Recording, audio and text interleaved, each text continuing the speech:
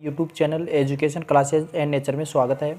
दोस्तों, आज के वीडियो में मैं आपको कार्बन और उसके यौगिकों के बारे में आपको बताऊंगा। इस वीडियो के अंदर हम जो कार्बन है उसके बारे में सामान्य जो जानकारी है उसके बारे में हम देखेंगे और फिर उसके बाद में अगला जो वीडियो होगा उसके अंदर हम कार्बनिक यौगिकों के भी नामकरण हैं वो देखेंगे। देखिए दोस्तों, वर्जिलियस की ये धारणा थी कि जो कार्बनिक यौगिक हैं वो केवल जीवधारी स्रोत से ही संभव हैं। उन्होंने ये बताया कि जो कार्बनिक यौगिकों का जो निर्माण होता है वो केवल जीवों के अंदर ही संभव होता है। और उसने ये भी बताया कि जो कार्बनिक यौगिक हैं उनको जो कृत्रिम विधियां हैं उनके द्वारा नहीं बनाया जा सकता। और ये जो सिद्धांत है उसको जैव शक्ति सिद्धांत कहा जाता है, क्योंकि जीवों के अंदर ही कार्बनिक यौगिकों का निर्माण होता है। लेकिन 1828 में एक वैज्ञानिक था वोहलर ने क्या किया कि जो अकार्बनिक पदार्थ हैं उनसे कृत्रिम विधियों के द्वारा कार्बनिक यौगिकों का निर्माण किया।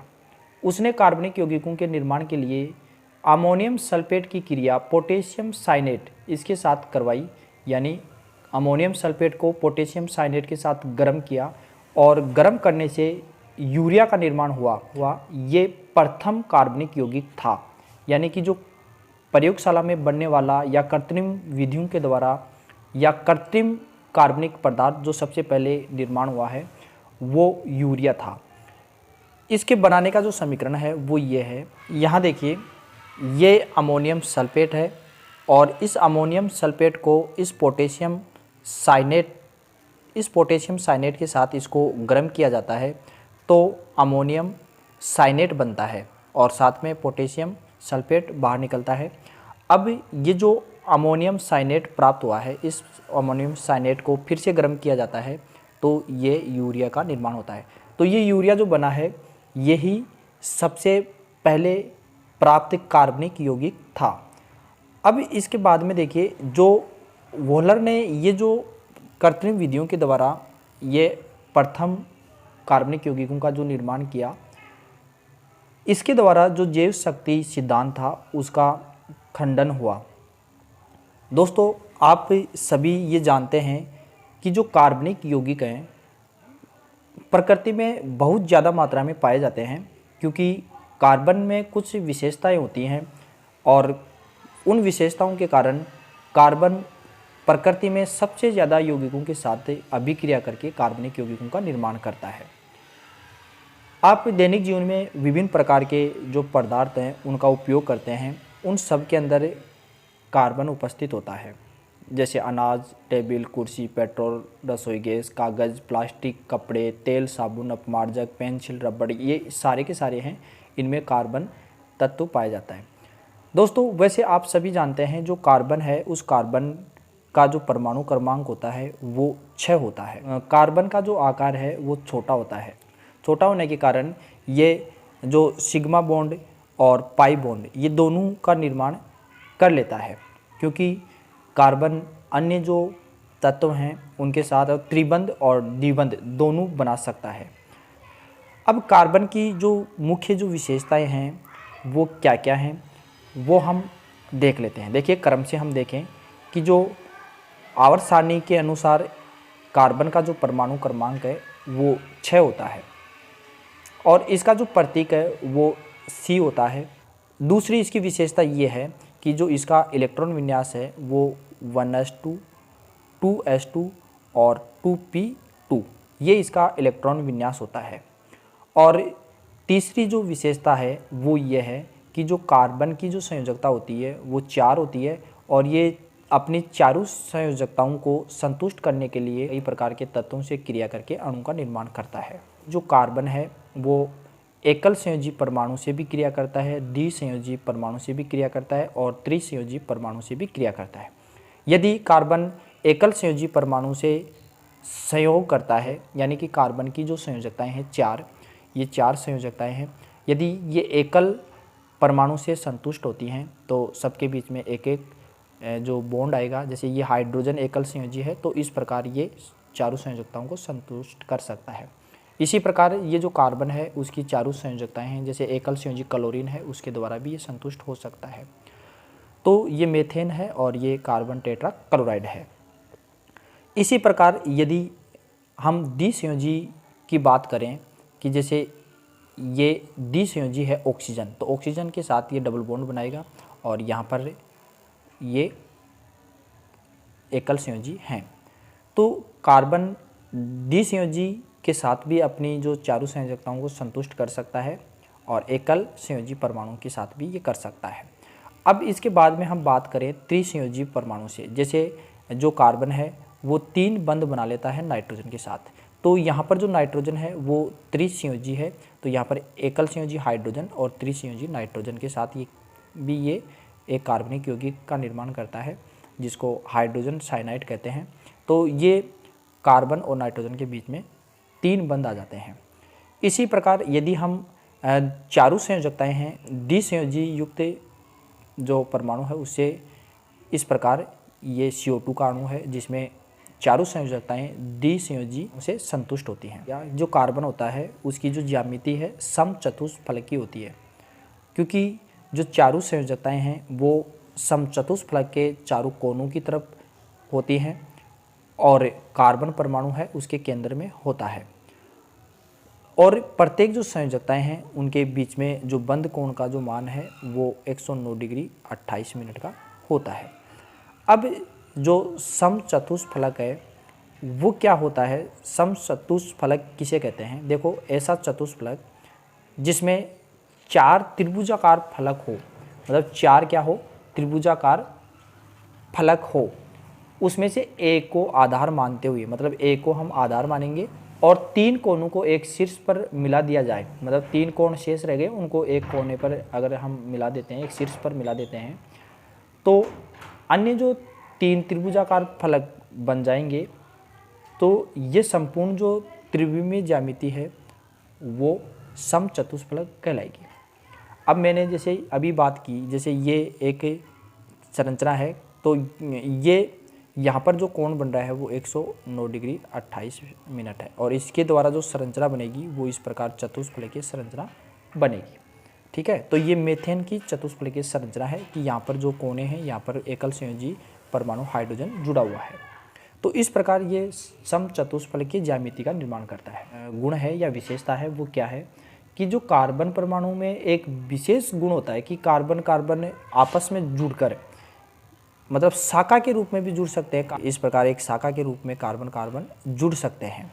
ठीक है, और साथ में ही ये अशाखित संरचना भी बनाती हैं, मतलब ये सीधे इस प्रकार एक सीधी श्रृंखला में भी कार्बन जुड़ सकता है और कार्बन एक चक्रीय संरचना भी बना सकता है। जैसे कार्बन इस प्रकार जुड़ जाता है और एक चक्रीय संरचना का निर्माण कर लेता है। तो कार्बन परस्पर जुड़कर शाखा के रूप में, मतलब शाखित श्रृंखला, अशाखित श्रृंखला और चक्रीय श्रृंखला बना लेता है। मतलब कार्बन में ये जो गुण पाया जाता है इस प्रकार का, जो शाखित, अशाखित और चक्रीय, इस प्रकार का अगर जो गुण पाया जाता है तो वो श्रृंखलन गुण कहलाता है। कार्बन का ये गुण क्या कहलाएगा? श्रृंखला। जैसे इसमें ये जो है, इसमें जो कार्बन जुड़े हुए हैं वो शाखा के रूप में जुड़े हुए हैं और इसमें एक श्रृंखला के रूप में, मतलब एक सीधी श्रृंखला के रूप में जिसको अशाखित कहेंगे, और इसके अंदर चक्रीय रूप में जुड़ा हुआ है। तो ये जो जुड़ने का जो गुण है कार्बन के अंदर, ये श्रृंखलन कहलाता है। अब यहाँ पर देखिए, जो अगला इसकी जो विशेषता है या गुण है वो ये भी हो सकता है कि जो कार्बन कार्बन है ये कार्बन कार्बन एकल बंध द्वारा भी जुड़ सकता है इस प्रकार, और कार्बन कार्बन के बीच में डबल बॉन्ड भी हो सकते हैं इस प्रकार, और कार्बन कार्बन के बीच में 3 बंध भी हो सकते हैं इस प्रकार। कार्बन कार्बन आपस में एकल बंध, द्विबंध और त्रिबंध इसके द्वारा जुड़ सकते हैं। अब इसमें देखिए, और इसका अंतिम जो गुण है वो ये है कि जो कार्बन परमाणु की जो विद्युत ऋणता है वो हाइड्रोजन के लगभग समान होती है, मतलब हाइड्रोजन के बराबर होती है। तो हाइड्रोजन परमाणु के साथ जो इलेक्ट्रॉन की जो साझेदारी होगी वो बराबर की होगी, मतलब इनके बीच में जो बंध बनेगा वो सहसंयोजी प्रकृति का होगा, क्योंकि दोनों की जो विद्युत ऋणता है वो लगभग समान है और समान होने के कारण ये एक एक इलेक्ट्रॉन का साझा करके सहसंयोजी बंध का निर्माण करेंगे। ठीक है, तो इससे क्या होगा कि इनका जो अष्टक है, जैसे कार्बन का और हाइड्रोजन का, दोनों के जो अष्टक हैं वो पूर्ण हो जाएंगे, मतलब वो अपने निकटतम जो उत्कृष्ट गैसें हैं जैसे हीलियम है तो उसके इलेक्ट्रॉन विन्यास को ये प्राप्त कर लेते हैं। जैसे ये कार्बन है और इस कार्बन के चारों तरफ, मतलब ये कार्बन का परमाणु है और इस जैसे CH4 की बात करें हम, CH4 का उदाहरण लें तो ये किस प्रकार करता है कि जो कार्बन होता है उस कार्बन के बाह्यतम कोश में देखिए 2 और 4, मतलब बाह्यतम कोश में इसमें 4 इलेक्ट्रॉन है और हाइड्रोजन की बात करें तो हाइड्रोजन के पास 1 इलेक्ट्रॉन है।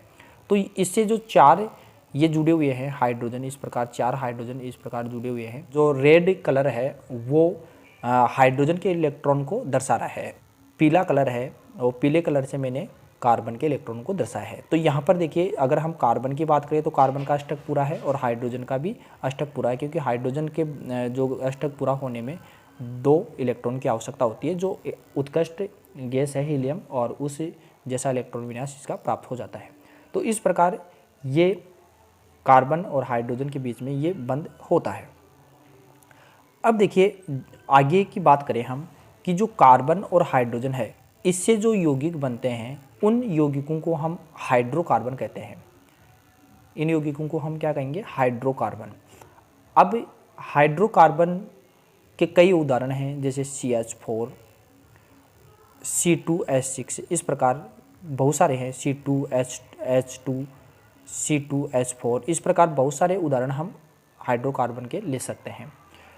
और इन हाइड्रोकार्बनों को कार्बनिक यौगिक भी कहा जाता है। हाइड्रोकार्बन का जो वर्गीकरण है वो इस प्रकार है। देखिए हाइड्रोकार्बनों का जो वर्गीकरण देखें हम तो वो इस प्रकार है कि हाइड्रोकार्बन है वो 2 प्रकार का होता है, एक तो विवर्त और दूसरा संवर्त। पहला है विवर्त और दूसरा है संवर्त। अब जो विवर्त है उसको अचक्रीय हाइड्रोकार्बन भी कहते हैं या ऐसे कहो वो एलिफेटिक यौगिक हैं। इसी प्रकार जो संवर्त है उसको चक्रीय हाइड्रोकार्बन कहते हैं।